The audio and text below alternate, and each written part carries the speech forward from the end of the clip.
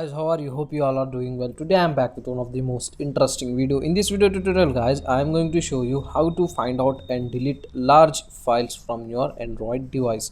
So for this guys, you need to have one application, FilesGo. If you don't have, go to Google Play Store and download and install the FilesGo application from Google on your device. After download and install, just open it.